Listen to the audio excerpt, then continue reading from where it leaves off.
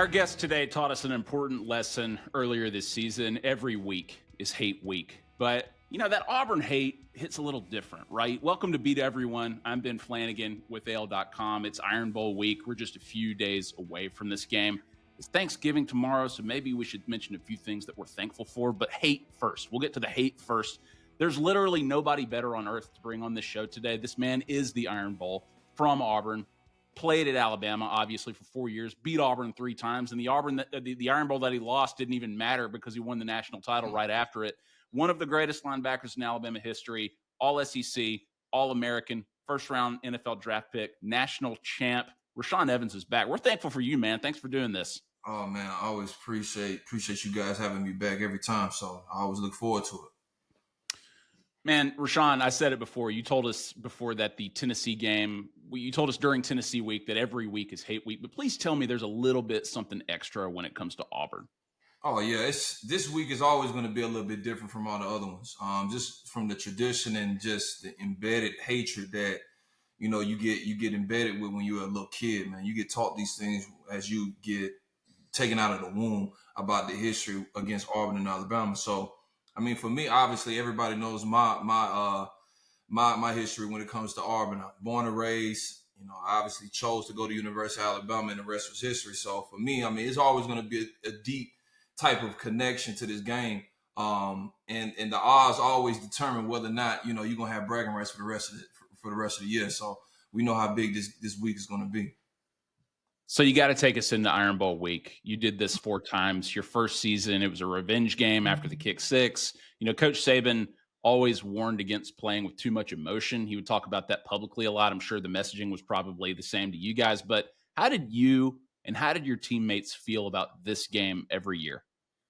Well, I think for this game, you're always going to get probably the best possible play from Auburn. We will always say that even every year that they would look at this game as like a championship game because it is that type of atmosphere. And it was always, too, with just the history of playing Auburn, there was always some tricky things that always used to happen in these games. You never could tell or could kind of gauge where this game was going to go.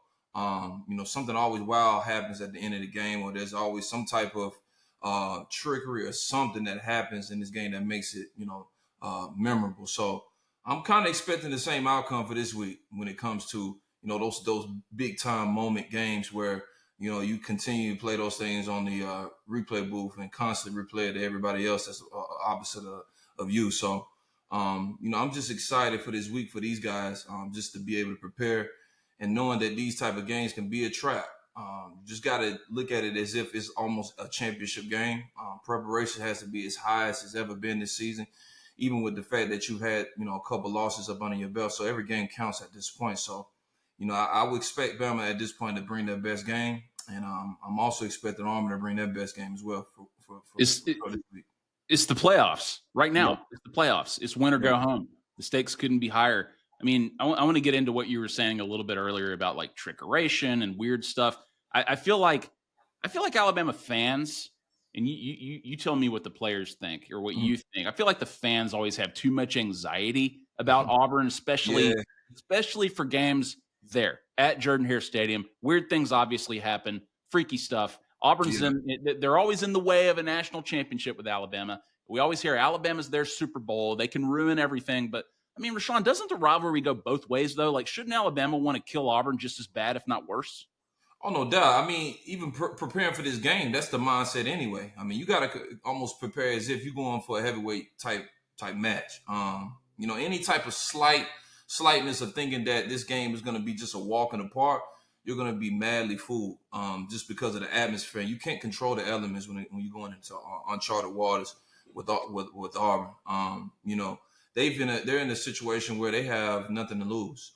It would make their day to, ruin playoff chances for, University of Alabama. So I think for us, we need to just continue to just focus, treat this game, like you said, like a championship. And just like I said, play your game. Don't allow the fans and don't allow the stage to be bigger than what it is.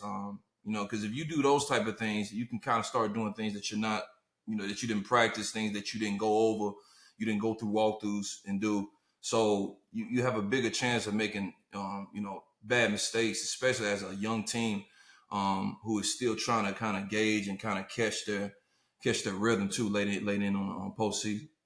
Rashaan, I mean, when those crazy things happen, and they do, and anything can happen in a rivalry game, obviously, in any game for that matter, you never really know what's going to happen, even though you've prepared the way that you have. I mean, you got to play the game. When those crazy things happen, when your backs are against the wall, if you look at something like 2021 when Bryce Young has to lead that fourth quarter drive, that last minute drive, or 2023 when Jalen Milroe ends up throwing the 4th and 31. I mean, Alabama's supposed to win that game, but their backs are against the wall. What are you telling each other in the locker room, halftime, on the field, on the sideline? What's the messaging? How are y'all firing each other up? How are y'all staying focused? Well, I think the confidence level has to stay.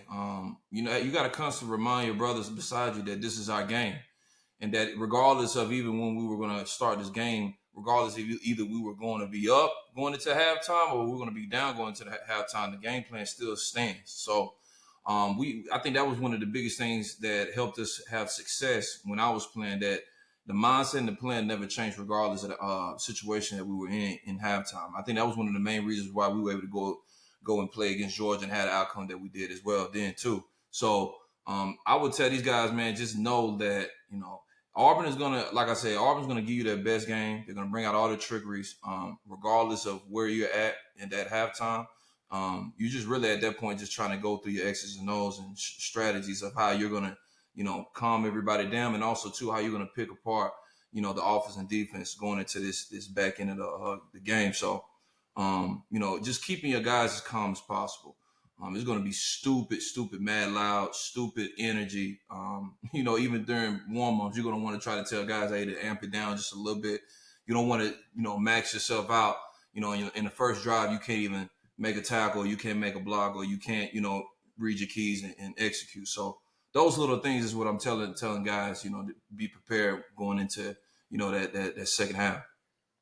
What about on the field? I mean, does it get ugly out there in this game? Like, are y'all hitting a little bit harder? Is the trash talk a little meaner? Like, how would you describe what happens on the field during an Iron Bowl? Yeah, this type of game is gritty, it's grimy. At this point is either win or go home. It's that type of mindset. You got guys out there throwing their bodies around. Expect being under the pile and somebody poking an eye out. I mean, just expect all those things coming into this game. But you got to do what you got to do to win this game. And I expect these guys to have just at least have fun at the end of the day. Don't stress yourself out to the point where you can't execute. I constantly will harp on that just because of the simple situation of the outcome of this game. Because all odds are possibly going to determine whether or not these guys go further or not. Rashaan, you brought it up. What happens under the pile? Are you doing the poking? Are you getting poked? What happens? Yeah, you poking some eyes out. You pulling legs. You pulling arms. You're ripping the ball out, hoping that they count it as a fumble. Any other penalties and anything, you're pointing at the opposite team to make sure that they get the penalty. I mean, you're doing everything you could possibly do to win this game because you are not in your own hometown. So you have to understand you're probably going to be playing against the refs, and you want to make sure that everything is cut clear. But at the same time, you want to do whatever you got to do to win this game. So Bama got to come with it. I know you never committed a penalty. You play within the rules under piles like that. You did it the right way, the way it's supposed to be done. What's your favorite, like your personal favorite Iron Bowl memory, Rashaan?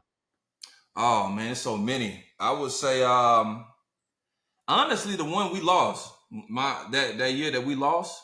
I think the reason why I love that one so much was because it taught us a valuable lesson. Even with the fact that when we lost that game, there was still odds for us to be able to still go into the back end of the season and play in the playoffs, and we had to kind of had the committee kind of make the decision on whether us or Ohio State, and obviously they chose Bama. But I think those type of situations is what made us who we were. Even regardless of us losing this game, we were able to kind of turn things around and show everybody that we still are who we say we are.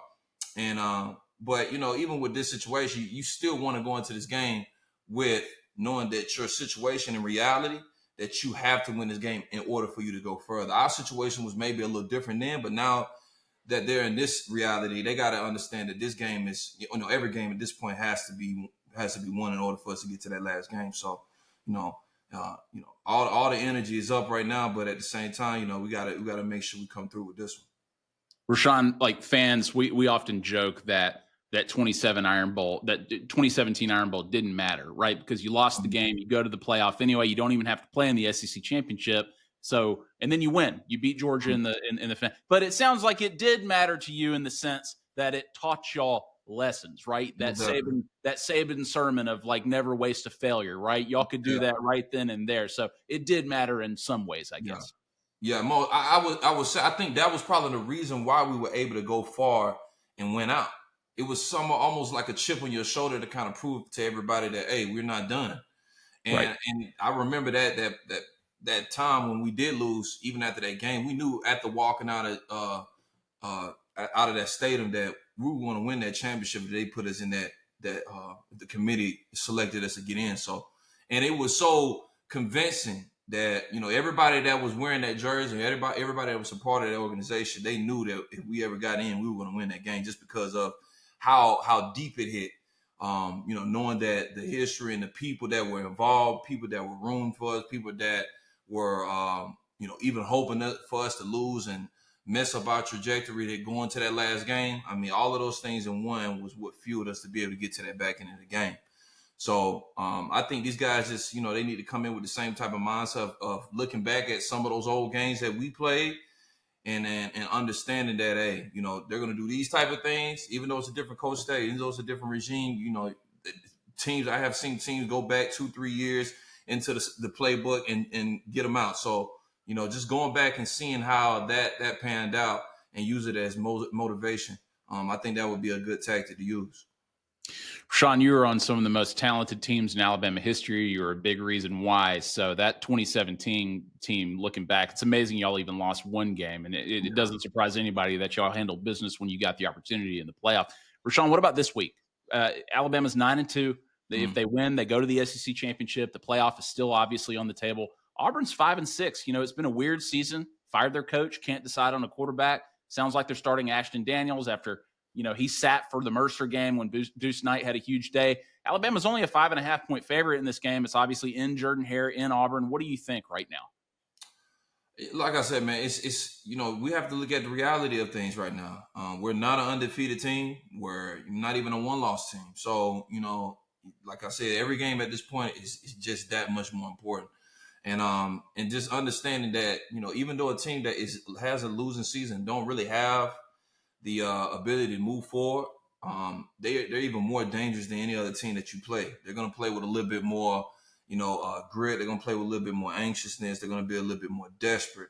And a lot of time those things work when you're playing a little safe because you're kind of in the back of your head, you're playing not to lose instead of playing to win.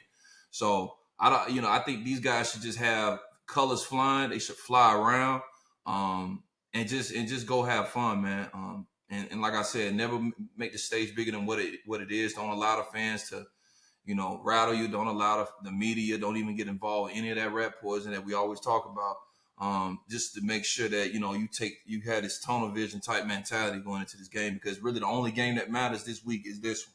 Don't even look forward. Don't even look back in certain circumstances. So that's what I would say. I don't know what you mean about the rat poison in the media, Rashaan. We have nothing to do with that. Hey, that rat poison. It's rat poison even if they're talking good about you. It's rat poison even if they're talking bad about you. I mean, because honestly, to be honest with you, things change every week. When you're winning, everybody's talking good. Everybody's, positive about what's next. Everybody's, wanting to get questions and answers about, how you're having this much success. When you're losing, everybody wants to know what's going on. Who do we need to fire? Are you even still who you say you are? So it's a lot of different things, a lot of different dynamics. And the number one thing it takes away from the actual thing that you're trying to accomplish. And that's winning that trophy. So, just kind of clouding out all of the noise is probably one of the hardest art forms of doing. And that's being focused. So, and that's what Coach Saban used to preach with us about being where our feet was. We never looked too far. We always used to say 1-0. And I think that's what made us successful. Yeah, it's one thing to say 8 years later it's one of the most talented teams in history. But if it's during the 2017 season and people are saying that, it's like, I don't want to hear it. We don't need Yeah, to hear that mess. All that's going to do is mess their heads up. yeah, Rashaan, you look at their record. Auburn, like on paper, they stink, right? Like they're 5-6. They were mm, a mess under Hugh Freeze. Competitive on defense, but they had no true offensive identity. Best win was against Arkansas, who's not great this year, but still an SEC team. An SEC win is an SEC win. They lost to a bad Kentucky team. yeah, On paper, there's just no reason Alabama should lose this game, like you would think. And they've yeah. got everything to play for. The stakes are so high, but you know better than us, you got to play the game, and it's a rivalry game. We've seen plenty of blowouts in rivalry games and even in Iron Bowls, but Mm. why does it being a rivalry game change everything? It's the elements. It's the things that come with the game. You could strap these guys some helmets on and some shoulder pads. They'll play in a parking lot, and it would be a completely type of different game. But when you put them in an arena and you have the media, you have the history behind it, you have former players that are going to be there, you have all of the different moments and stuff that they're going to play on that big jumbotron to remind you of what happened and what could happen. Those type of things, they ignite a type of feeling in your body, and it's contagious amongst everybody that's in that arena. So, I think that's why I say this game is just that special. And I still say to this day, even with the Auburn, with the losing season, they are probably the most dangerous team right now Alabama can play just because of that. You just hope Alabama feels that way too. You hope that they're dangerous. I think back to that Nick Saban radio show moment where he says, you hope they elect to kick ass, like that's the mindset that he wants his team to have. And this is DeBoer's team, and I'm sure they'll have it too. We've heard Jeremy Bernard and some other players even say they hope to do those things. So what about the defense though, Rashaan? You're an expert on this side of the ball. They've been awesome in SEC play. They did enough to beat Oklahoma. They pitched a shutout last week. It was Eastern Illinois, but I mean, they held them to 34 yards. What do you think about how this unit is playing? Are they championship caliber? Yeah, I'm leaning on this defense. Just like you said, some of the things that we've seen that they've had success at. I want to see that on display this week. I want them to hone in on that, take what they're good at, take whatever calls, whatever blitzes, whatever schemes that they have drawn up. Go back into your playbook, go back into your film, look at what you did good and what you did bad, and just hone in on those things, especially in this game. I wouldn't try to hold back anything. I wouldn't try to be like, oh, well, we're going to save this in hopes to use it in another championship game or another playoff game, because you don't even know if you're going to get there. So I would say those type of things, going into, this week of preparation. So, Auburn is going to be a handful, man. I just expect Bama to, lean on their guys, like these defensive guys, their mindset. They got this gritty type of mindset. I feel like they're kind of catching on towards the end of the season. And I feel like the offense can feed off of those things, and, they can kind of get some things going and get a rhythm going. And if they get that going fast, I think Alabama will go in there rolling, and it'll be hard to stop.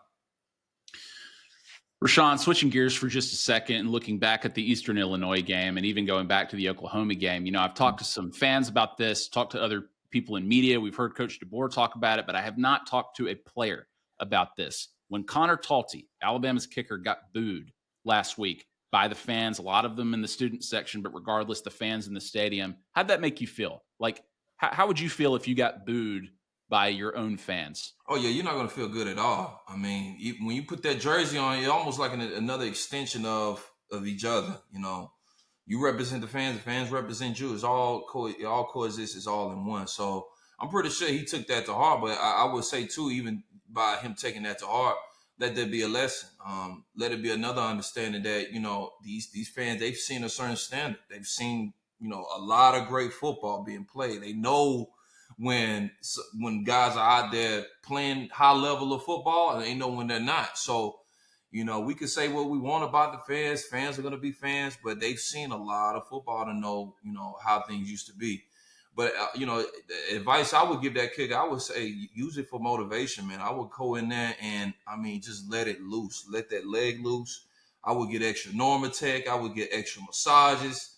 I would do whatever I have to do in order to prepare for this game, so that anytime that my name is called, I'm executing at a high level. I guarantee you those boos will change to cheers real fast when that ball goes through those uprights. I guarantee it. I've seen it multiple times.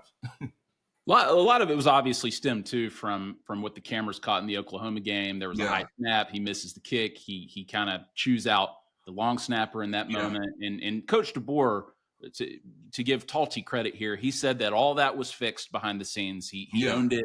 He apologized for it. They fixed it. They're on the same page and everything. But I mean, I know that's not something fans see a lot, where yeah, football teammates, brothers are chewing each other out that yeah. way. But everybody's competitive. It's a high intensity environment. What did you think of that moment? Yeah, it's natural. I mean, even when we played, I mean, we would have so many situations where we would almost be ready to tear each other's heads off. I mean, that's how high intensity this game is, and how high intensity games are usually are. Because you got guys that are just, trying their best to perform at a high level, and then you got your coaches and everybody else watching you, and it's just a lot of things that going into one.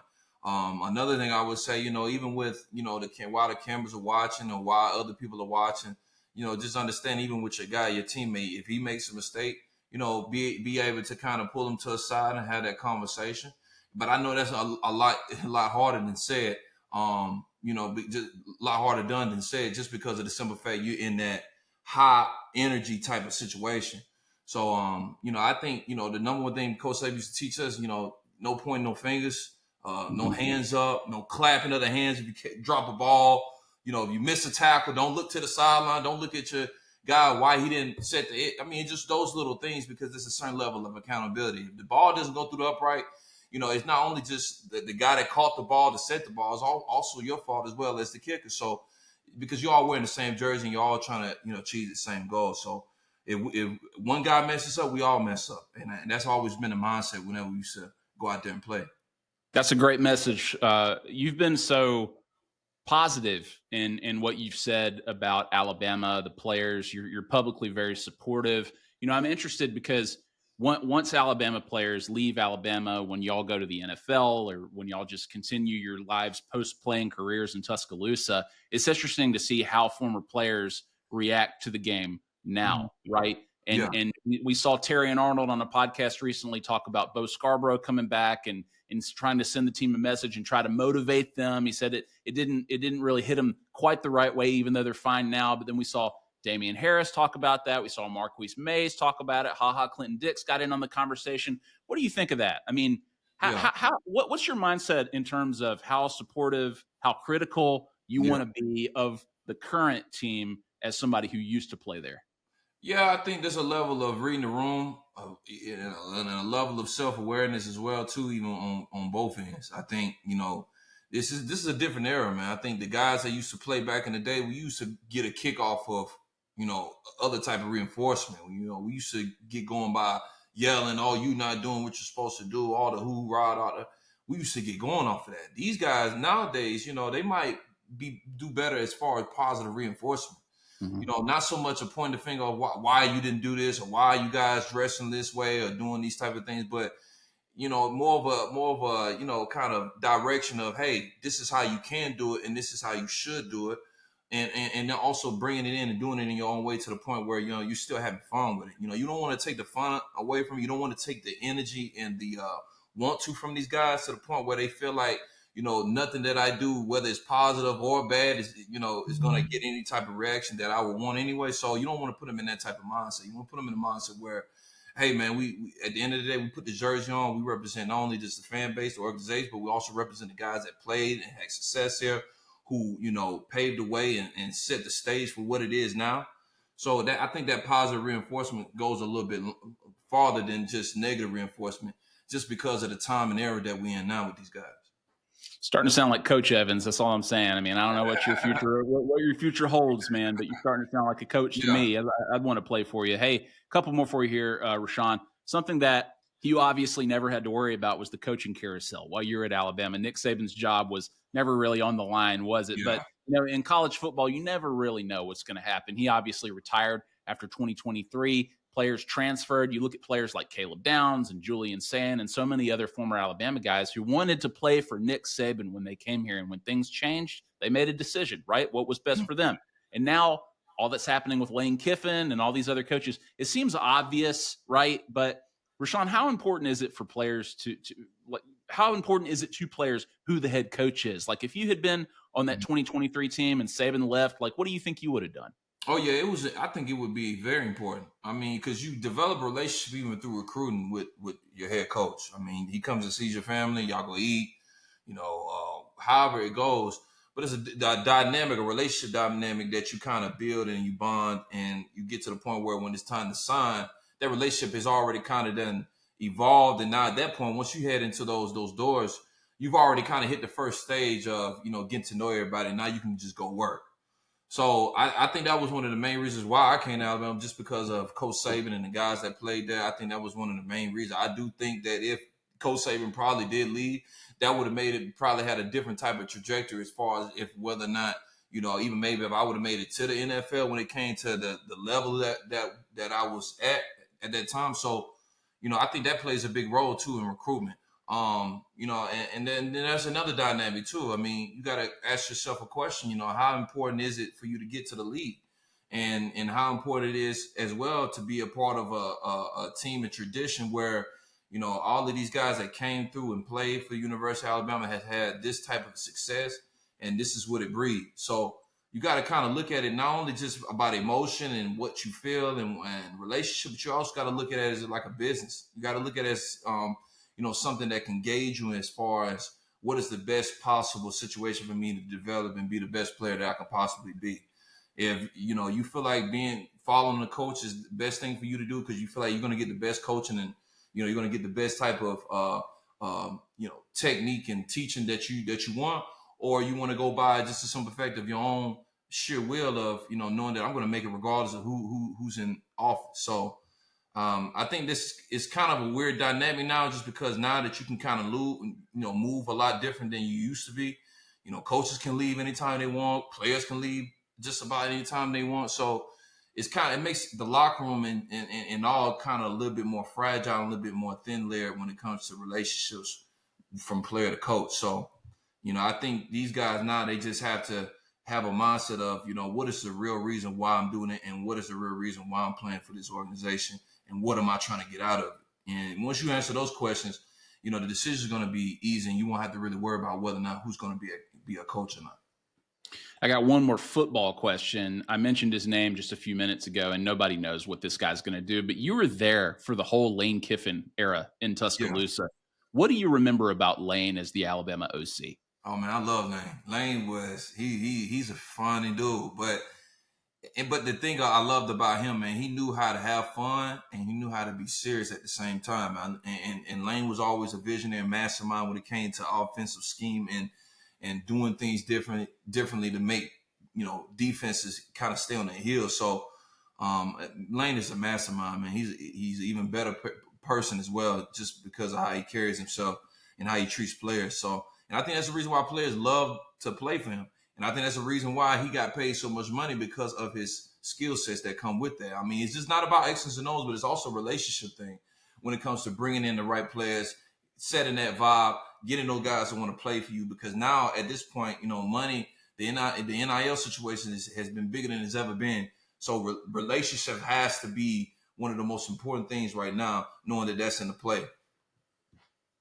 Yeah, but you said he's a funny guy. I mean, it must be kind of different playing for a coach who has the personality like him. Was he somebody who would joke around with players a lot? Yeah, I mean, he would joke around, and he would almost feel like he's another player. He's another guy that's in the locker room. He would give you that vibe. But once that first period starts, let's get going. He knows how to turn it on and off, and I think that's the reason why he's so good at what he does. He knows how to turn it on. I think that's what he also learned while he was with Coach Saban. He may have been too nice to guys, or he may have been too friendly to guys or players to make it seem like to the point where there isn't a level of focus and seriousness to it. And I think he may have learned that too, just by being up under Coach Saban, of how to turn it on and turn it off, when to do it, when not to do it, and also to program your players to have that switch as well. I think that was another thing that he probably has learned as well. It's not just you, but also getting the players to have that type of mindset, so that when they do go out there and go play, that hey, it's good to celebrate, it's good to have fun, but we want to do that while we win. So I think that's the biggest thing I got from being around Lane. Rashaan, it's the holidays, so before you go, I want to switch it up a little bit. Rashaan Evans, what's the best Thanksgiving food? I would say dressing, and I have two eggs. I would say dressing. Dressing is one of my favorite, and I would say collard greens. those two have to be like, I don't really care about the chicken. The chicken can kind of vary. You can put seasoning on chicken. You can put a little salt, a little pepper. You do those things. But the collard greens, the dressing, the cranberry on the side, the yam, those type of things, they have to be on point.